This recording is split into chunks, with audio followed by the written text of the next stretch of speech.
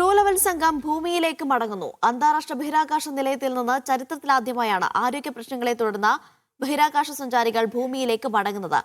ഇന്നിപ്പോൾ ഓസ്ട്രേലിയയ്ക്ക് മുകളിലായാണ് ഡോക്കിംഗ് പൂർത്തിയായിട്ടുള്ളത് എന്നാണ് മനസ്സിലാക്കുന്നത്. ഭൂമിയിലേക്കുള്ള യാത്ര എങ്ങനെയായിരിക്കും? ഏതാണ്ട് 10 മണിക്കൂർ നീളുമെന്നാണ് മനസ്സിലാക്കുന്നത്. ഒരുക്കങ്ങളൊക്കെ എങ്ങനെയാണ് പുരോഗമിക്കുന്നത്? ഒപ്പം ഈ ഡോക്കിംഗ് പ്രക്രിയ എങ്ങനെയായിരുന്നു?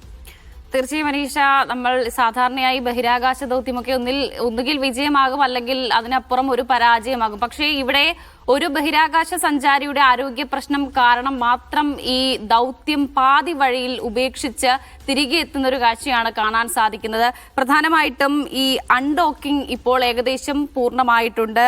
4 അംഗ ക്രൂ സംഘം ഭൂമിയിലേക്ക് തിരിച്ചിട്ടുണ്ട്. അനീഷ നേരത്തെ സൂചിപ്പിച്ചതുപോലെ തന്നെ ഏകദേശം 10.5 മണിക്കൂർ നീണ്ട മടക്കയാത്രയാണ്. മാത്രമല്ല ഇതിൽ ഏറ്റവും പ്രധാനപ്പെട്ട കാര്യം, ഈ മടക്കയാത്ര നിയന്ത്രിക്കുന്നത് ഒരു ഇന്ത്യൻ വംശജനാണ് എന്നതാണ് മറ്റൊരു പ്രധാനപ്പെട്ട കാര്യം.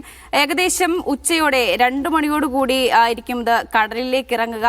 ഈ നേരത്തെ സൂചിപ്പിച്ചതുപോലെ ആരോഗ്യ പ്രശ്നങ്ങളെ തുടർന്ന് ബഹിരാകാശ സഞ്ചാരികൾ മടങ്ങുന്നത് ഇത് ചരിത്രത്തിൽ ആദ്യം തന്നെയാണ്. അവിടെ ആ ദൗത്യം പാതി വഴിയിൽ ഉപേക്ഷിക്കപ്പെട്ടു എന്നാണ് ഈ ഘട്ടത്തിൽ മനസ്സിലാക്കേണ്ടത്. എന്തായാലും ഈ ക്രൂ 11 സംഘം ഭൂമിയിലേക്ക് മടങ്ങുകയാണ്. അന്താരാഷ്ട്ര ബഹിരാകാശ നിലയത്തിൽ നിന്നും തിരിച്ചിട്ടുണ്ട്. ഏകദേശം അൺഡോക്കിംഗ് പ്രക്രിയ ഏകദേശത്തോളം പൂർത്തിയായിട്ടുണ്ട്. ഈ നിലവിൽ ബഹിരാകാശ നിലയത്തിൽ നിന്നും ഡ്രാഗൺ പേടകം വേർപെട്ടിരിക്കുകയാണ്.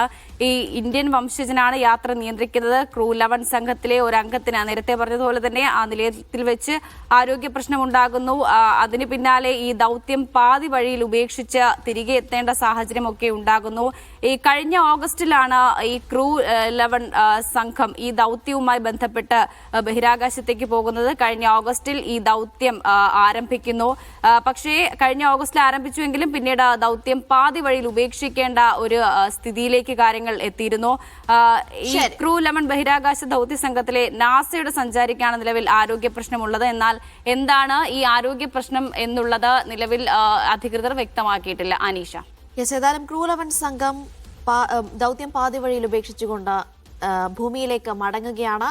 ഡോക്കിംഗ് പൂർത്തിയായിട്ടുണ്ട്. വർഷ വിജയനാണ് വിവരങ്ങൾ നൽകിയത്.